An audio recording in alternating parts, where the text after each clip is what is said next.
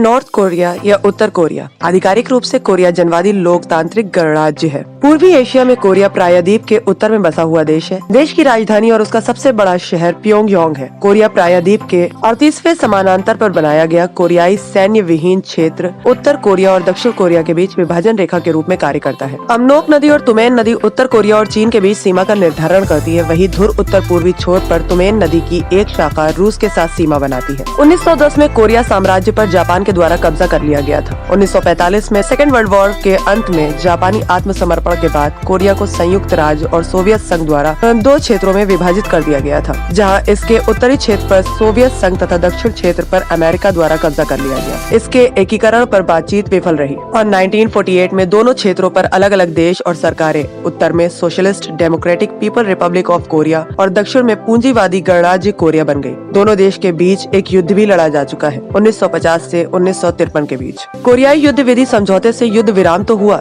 लेकिन दोनों देश के बीच शांति समझौते हस्ताक्षर नहीं किए गए। उत्तर कोरिया आधिकारिक तौर पर स्वयं को आत्मनिर्भर समाजवादी राज्य के रूप में बताता है और औपचारिक रूप से चुनाव भी किया जाता है। हालांकि आलोचक इसे अधिनायकवादी तानाशाही के रूप में मानते हैं, क्योंकि यहाँ की सत्ता पर किम इल सुंग और उसके परिवार के लोगों का आधिपत्य है। नॉर्थ कोरिया में किसी और को चुनाव लड़ने की अनुमति नहीं है। कई अंतर्राष्ट्रीय संगठनों के अनुसार उत्तर कोरिया में मानव अधिकार उल्लंघन का समकालीन दुनिया में कोई समानांतर नहीं है। सत्तारूढ़ परिवार के सदस्य की अगुवाई में कोरिया की श्रमिक पार्टी देश की सत्ता चलाती है और दोनों देशों के पुनर्मिलन के लिए डेमोक्रेटिक फ्रंट का नेतृत्व करती है, जिसमें सभी राजनीतिक अधिकारियों के सदस्य होने की आवश्यकता होती है। राष्ट्रीय आत्मनिर्भरता की विचारधारा जुचे सन 1972 में मार्क्सवादी लेनिनवादी के रचनात्मक प्रयोग के रूप में संविधान में पेश की गई, जिसका मानना है राज्य के उद्यमों और सामूहिक कृषि के माध्यम से कृषि उत्पादन पर राज्य का स्वामित्व होता है। स्वास्थ्य सेवाओं, शिक्षा, आवास और खाद्य उत्पादन जैसी अधिकांश सेवाएं सब्सिडी वाली राज्य वित्त घोषित है। 1994 से 1998 तक उत्तर कोरिया में अकाल पड़ा था,